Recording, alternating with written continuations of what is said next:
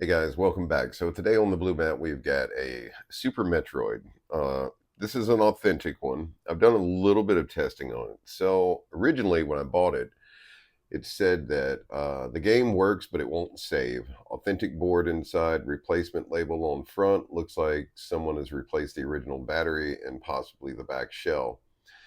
When starting a new game, you have to delete the saved game at 00000 time and start a new game profile to play, or it looks like you'll get stuck in the ceiling and die. Weirdest thing I've ever seen for parts only.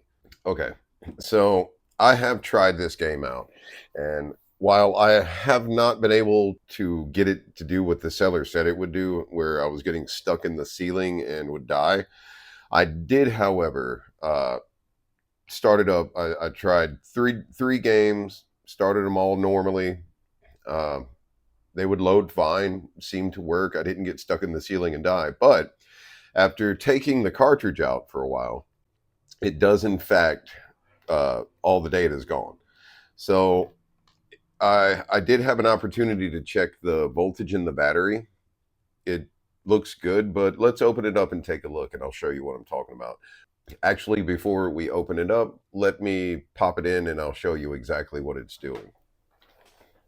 Okay, so you can see that it does start. Now, I had actually started up three different games on here, and now it's showing nothing. So let me run through this.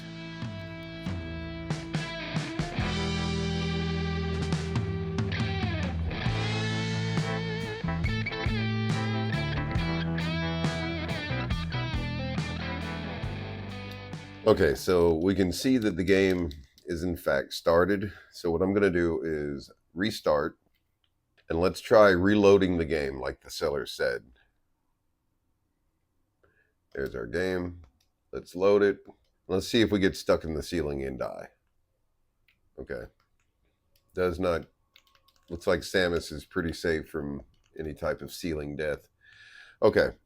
Now let's take it out, turn it back on, and let's see if we still have any saved data. Okay. We do. So what I'm going to do is turn it off and let it sit for a few minutes, and then we'll try it again. I'm just going to leave it alone. We'll give it about 5 minutes. I'll be right back. We'll test it again, and we're going to see if our save data is still there.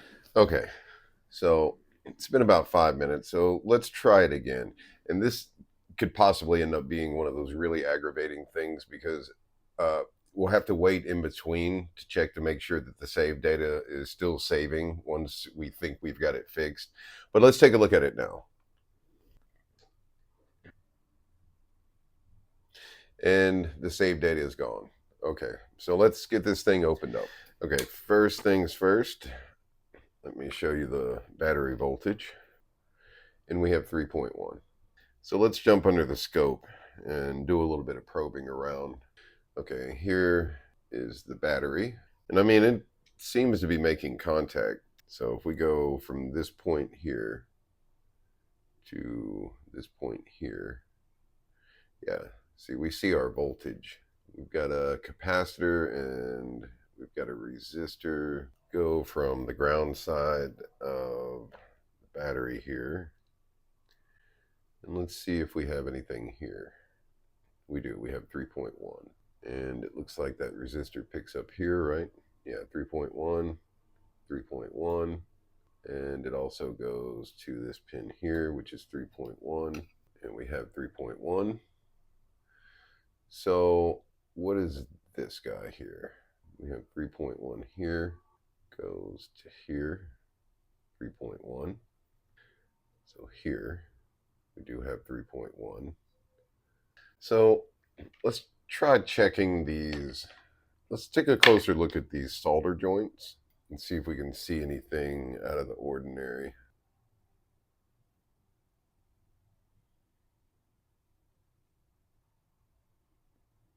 I mean, they all look fine. We've got voltage all the way into this chip. Could we have an issue with this guy? So I'm thinking this is like the onboard RAM. Not sure about this guy. Is that the lockout chip, or is that the lockout chip? Let me look these up real quick. Let's see if we can figure out what this guy is and this guy is, because I think this is the onboard RAM. But let me make sure. My research is telling me that this chip here talks to this chip. This is the SRAM. So it goes through here first. And this, from what I can tell, if we measure, okay, so if we measure the battery voltage, so we go to this guy here, we don't see any drop in the voltage. It's staying very stable. So that's a sign that this chip is switching normally and having keeping this chip in standby. Let's check real quick from ground. Let's check this little capacitor here. Open. Okay. Capacitor here. Good. Okay, open. Should be fine. I don't think it's a capacitor issue because it does use these caps to do something with this voltage to keep it helps with the standby voltage. So let's take a look at this SRAM. Let's double check that we don't have any weak solder joints and that we're not missing any traces. Let's zoom in a little closer.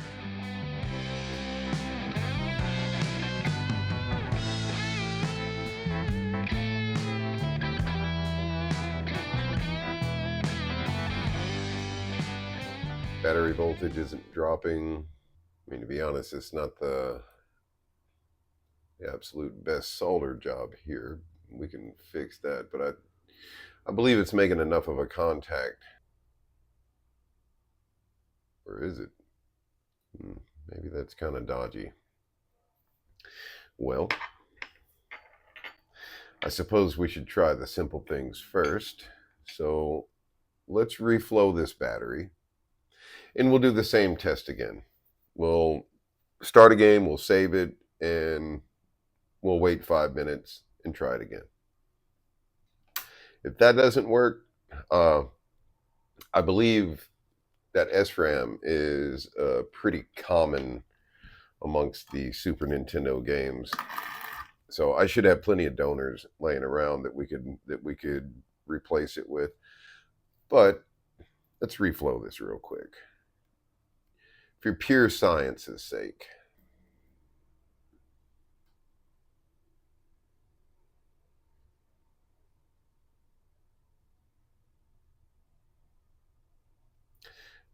That looks much better. Let's try this one. Although that one doesn't really look all that bad. Okay, let's pop this guy back in the housing. I'll put the screws in when we're done. But let's pop it in the Super Nintendo and save a game and see what happens.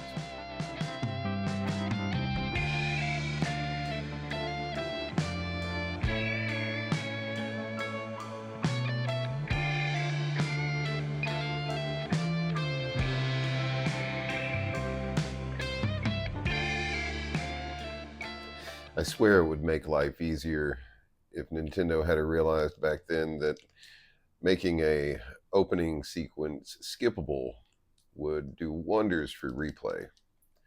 I don't know what it is about the Super Metroid, but it always seems like well, any of the Metroid games really, you always have to kind of sit through it. All right, this should be good enough. Let's reset it and let's see.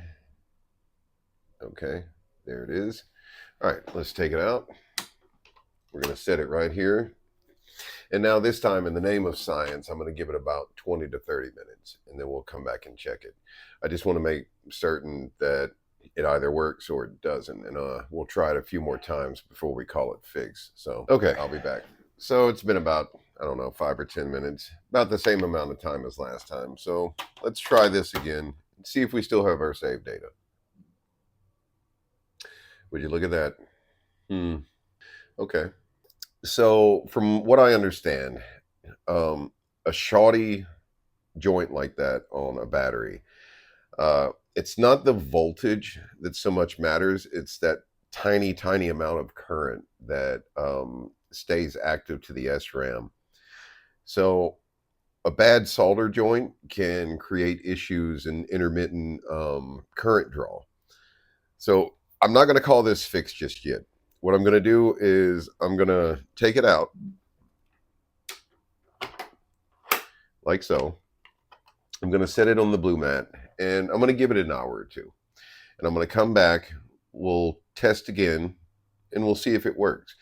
If it's still holding, then we'll call it a fix. We'll put it back together and we'll add it to the collection. If not, we'll look into replacing that SRAM. So with that being said, I will meet you guys back here in about an hour and we'll see what's going on.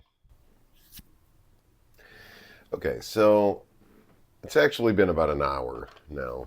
So let's give this game another try and see what happens. And check it out. Okay. So it would appear the only real issue that we had with this guy was actually the battery. Kind of a shoddy solder job. It wasn't making a good enough connection. But now I have got another Super Metroid to add to the collection. I'm very happy about that. Get this guy closed back up real quick. Okay, not bad. Straightforward fix. I thought we might end up having to change out that SRAM, but we didn't, and turned out to be just a faulty solder joint on the battery.